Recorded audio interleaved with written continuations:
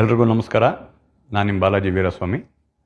ನಾನಿವತ್ತು ಬಂದಿರೋ ವಿಚಾರ ಶಾಂತಿ ಕ್ರಾಂತಿ ರಿಲೀಸ್.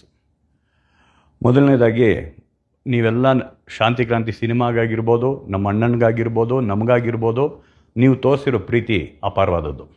ಅದಕ್ಕೆ ನಾವು ಯಾವತ್ತೂ ಚಿರಋಣಿಯಾಗಿರ್ತೀವಿ. ನಿಮ್ಮ ಈ ಒಂದು ಪ್ರೀತಿ ಶುರುವಾಗಿದ್ದ ಒಂದು 2-3 ದಿನಕ್ಕೇ ನಾನು ನಮ್ಮ ಅಣ್ಣ ಶಾಂತಿ ಕ್ರಾಂತಿ ರಿಲೀಸ್ ಬಗ್ಗೆ ನಾವು ಮಾತಾಡಿದ್ವಿ. ಅವತ್ತಿಂದ ನಮ್ಮ ಪ್ರಯತ್ನ ಅವತ್ತಿಗೆ ಶುರುವಾಗಿದೆ.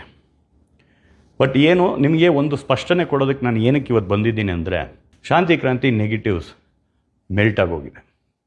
ಸೊ ಮೆಲ್ಟ್ ಆದಾಗ ಅದನ್ನು ನಾವು ಇವತ್ತಿನ ಒಂದು ಟೆಕ್ನಾಲಜಿಗೆ ತೊಗೊಂಬಂದು ಮಾಡೋದು ತುಂಬ ಕಷ್ಟ. ನಾವು ತುಂಬ ಬೇರೆ ಸೋರ್ಸ್ಗಳನ್ನೆಲ್ಲನೂ ಇನ್ನೂ ಹುಡುಕ್ತಾ ಇದ್ದೀವಿ. ಅದರಿಂದ ಏನಾದರೂ ಸಿಕ್ಕಿದ್ರೆ ಡೆಫಿನೆಟ್ಲಿ ಅದನ್ನು ಮಾಡೋ ಆಸೆ ನಮ್ಮೆಲ್ಲರಿಗೂ ಇದೆ. ಅದನ್ನು ನಿಮ್ಮ ಮುಂದೆ ತೊಗೊಂಬಂದು ಕೊಡಬೇಕು ಅನ್ನೋ ಆಸೆ ನಮಗಿದೆ.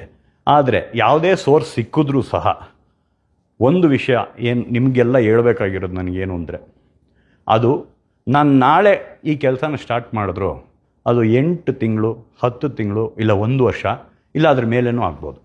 ಅದು ಏನಕ್ಕೆ ಅಂದರೆ, ಮತ್ತೆ ನಾವು ಕಲರಿಂಗ್ ಮಾಡಬೇಕು, ನೆಗೆಟಿವ್ಸ್ ಫೇಡ್ ಔಟ್ ಆಗಿರುತ್ತೆ, ಮತ್ತು ಮ್ಯೂಸಿಕ್ ಮಾಡಿಸ್ಬೇಕು, ರೆಕಾರ್ಡಿಂಗ್ ಮಾಡಿಸ್ಬೇಕು, ಎಫೆಕ್ಟ್ಸ್ ಮಾಡಿಸ್ಬೇಕು, DI ಮಾಡಿಸ್ಬೇಕು, ಸೆನ್ಸಾರ್ ಮಾಡಿಸ್ಬೇಕು, ಈ ಥರ ತುಂಬ ವಿಷಯಗಳಿದೆ.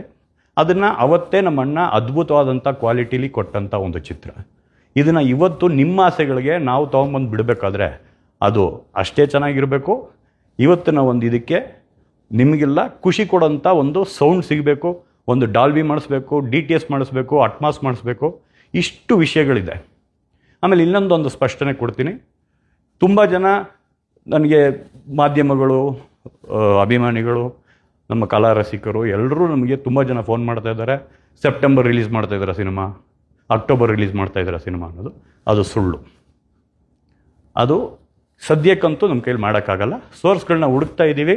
ಅದು ಸಿಕ್ತಿದ್ದಂಗೆ ನಾವು ಮಾಡ್ತೀವಿ ಅನ್ನೋದನ್ನ ನಿಮ್ಗಳಿಗೆ ಹೇಳಿಬಿಟ್ಟೆ ಅದಕ್ಕೆ ಓಂಕಾರ ಹಾಕ್ತೀವಿ. ನಮಸ್ಕಾರ.